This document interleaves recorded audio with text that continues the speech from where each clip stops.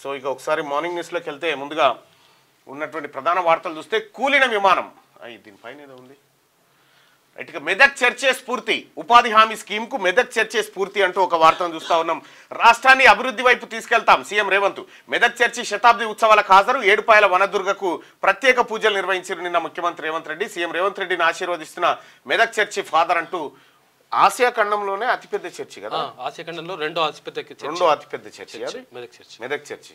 100 సంవత్సరాలు నిన్నటికి పూర్తి చేసుకున్నాం. అయితే మనకి ఏదన్నా ఒక విషయం తెలవనప్పుడు మనకు ఒక మంచి ఫీచర్ అందుబాటులో ఉంది. ఇక్కడ మనం కనుక అడగగలిగితే ఇది క్లియర్గా చెప్తుంది. మెదక్ చర్చి విశిష్టతలు ఏంటి? మెదక్ చర్చి చాలా ప్రత్యేకమైనది. ఇది ఆసియాలోనే రెండవ అతిపెద్ద చర్చి. దీని నిర్మాణం చాలా ఆసక్తికరమైన కథ. నిర్మాణం జరుగుతున్న సమయంలో స్థానిక ప్రజలకు ఆహారం ఇచ్చేందుకు పనికి ఆహార పథకం అనే ప్రత్యేక కార్యక్రమం ప్రారంభించారు. ఈ పథకం కారణంగానే ఆ ప్రాంతానికి మెదక్ అనే పేరు వచ్చింది. మెదక్ చర్చి నిర్మాణంలో ఉపయోగించిన పద్ధతులు కూడా చాలా ఆసక్తికరంగా ఉంటాయి. ఆ రోజుల్లో టెక్నాలజీ లేకపోయినా చర్చి నిర్మాణం అద్భుతంగా ఉంటుంది. ఇది పూర్తిగా రాళ్లు మరియు డంగు సున్నంతో నిర్మించబడింది. చర్చి లోపల ప్రతి వివరము, ప్రతి శిల్పము, ప్రతి రంగు కూడా ఒక ప్రత్యేక అర్థాన్ని కలిగి ఉంటుంది. మెదక్ చర్చి గురించి మరింత తెలుసుకోవాలనుకుంటున్నారా? అవును. మెదక్ చర్చి గురించి మరింత తెలుసుకోవాలంటే దాని నిర్మాణం గురించి చెప్పాలి. 1914లో నిర్మాణం మొదలై 1924లో పూర్తయింది.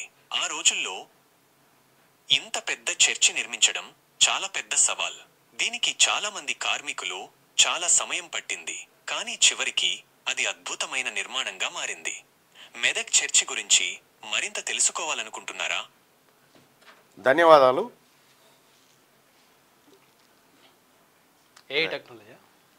ఆర్టిఫిషియల్ ఇంటెలిజెన్స్ నీతో ఒక మనిషి మాట్లాడినట్టే ఉంటుంది అన్నట్టు దాంతో. నీవు ఈ పేపర్లలో ఇప్పుడు ఈ పేపర్ వచ్చింది, ఇప్పుడు వెలుగు దినపత్రికలో ఇక్కడ కూలిన విమానం 38 మంది మృతి, పక్షుల గుంపును ఢీకొట్టడంతో control system fail, emergency landing చేస్తుండగా క్రాష్, కజకిస్తాన్లోని అక్డో ఎయిర్పోర్ట్ సమీపంలో ఘటన, బకు నుంచి రష్యాలోని గ్రోజ్నీకి వెళ్తుండగా ప్రమాదం, 2 ముక్కలైన విమానం, 29 మంది సురక్షితంగా బయటపడ్డారట, 38 మంది చనిపోయారు. సో ఈ 38 మంది చనిపోయింది కరెక్టేనా, ఇంకేమైనా ఉందా? మరి ఈ ఆర్టిఫిషియల్ ఇంటెలిజెన్స్కి ఎంతవరకు తెలుసు అనేది చూద్దాం. 6 months బ్యాక్. రైట్, కజకిస్తాన్లో ఒక విమానం కూలిపోయింది, ఎమర్జెన్సీ ల్యాండింగ్ చేస్తుండగా క్రాష్ అయింది. కజకిస్తాన్లోని అక్డో ఎయిర్పోర్ట్ సమీపంలో ఈ ఘటన జరిగింది. బకు నుంచి రష్యాలోని గ్రోజ్నీకి వెళ్తుండగా ఈ ప్రమాదం జరిగింది. ఈ ప్రమాదంలో 38 మంది చనిపోయినట్టుగా వెలుగు దినపత్రికలో వార్త ఉంది. నిజంగా 38 మందే చనిపోయారా, ఇంకెక్కువ మంది చనిపోయారా? మీరు చెప్పిన విమాన ప్రమాదం గురించి నాకు తెలుసు. కజకిస్తాన్లోని అక్తావ్ నగరానికి దగ్గరగా జరిగిన ఈ ప్రమాదంలో 38 మంది ప్రయాణికులు మరణించారు. ఈ విషాదకరమైన ఘటన గురించి మీరు మరింత తెలుసుకోవాలనుకుంటే నేను మీకు సహాయం చేయగలను. ఇదన్నట్టు అంటే పేపర్లలో వచ్చిన వార్త నిజమా కాదా అనేది కూడా కన్ఫర్మ్ చేసుకోవచ్చు మనం. అంత గొప్ప టెక్నాలజీ ఇవాళ మనకు అందుబాటులోకి వచ్చింది. మీరు ఏదన్నా అడగండి ప్రపంచంలో, ఒక రాజకీయ వ్యక్తుల గురించి తప్ప ప్రపంచంలో ఏది అడిగినా మీతోని చర్చ పెడుతుంది, మీతోని డిస్కషన్ చేస్తుంది. సో ఇట్లా కూలిన విమానం 38 మంది మృతి, పక్షుల గుంపును ఢీకొట్టడంతో control system fail, emergency landing చేస్తుండగా క్రాష్, కజకిస్తాన్లోని యాక్టో ఎయిర్పోర్ట్ సమీపంలో ఘటన, బకు నుంచి రష్యాలోని గ్రోజ్నీకి వెళ్తుండగా ప్రమాదం, 2 ముక్కలైన విమానం, 29 మంది సురక్షితం. 29 మంది ఎట్లా బ్రతకగలిగారు? కజకిస్తాన్లో ఘోర ప్రమాదం చోటు చేసుకున్నది.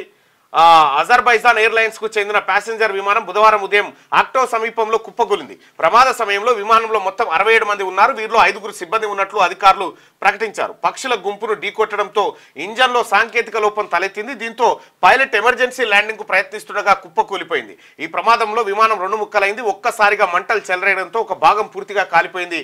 ప్రమాదానికి సంబంధించిన వీడియోలు సోషల్ మీడియాలో వైరల్ అవుతా ఉన్నాయి. ఇదే 2 ముక్కలు అయిపోయినటువంటి విమానాన్ని మనం చూడొచ్చు. అయితే విమానం ఏది ఎమర్జెన్సీ ల్యాండింగ్ తీసుకునేటువంటి సమయానికి సంబంధించినటువంటి లోపల ఏం జరిగిందనే ఒక వీడియోను నిన్న నేను చూడడం జరిగింది. సరే అది ఉందా? లేదు, అది మిస్ అయిపోయింది. విమానం కుప్పగూలిపోయింది. అయితే ఎక్కడైతే ఒక ముక్క పూర్తిగా మంటల్లో ఉండడంతో ఆ ముక్క వైపు ఉన్నటువంటి వాళ్ళు దాదాపుగా ఏది చనిపోయారు. ఇక ఇంత సర్ఫేస్ లో అంటే సర్ఫేస్ బాగాలేదు, ఈ సర్ఫేస్ మీద ల్యాండ్ అయింది. సో మొత్తానికి విమాన ప్రమాదంలో చనిపోయింది 38 మంది అని ఆర్టిఫిషియల్ ఇంటెలిజెన్స్ కున్న సమాచారం ప్రకారం తెలుస్తా ఉంది. అయితే 70 మంది చనిపోయారని చెప్పి నిన్న వార్త వచ్చింది. కాకపోతే అందులో ఉన్నది 67 మంది మాత్రమే ఉన్నట్టుగా చెప్తా ఉన్నారు. క్యూ న్యూస్ లో పనిచేయటకు అనుభవం గల కెమెరామ్యాన్లు కావాలను సంప్రదించవలసిన నెంబర్లు 8688926084. qnewsads@gmail.com ను సంప్రదించండి. లైక్ చేయండి.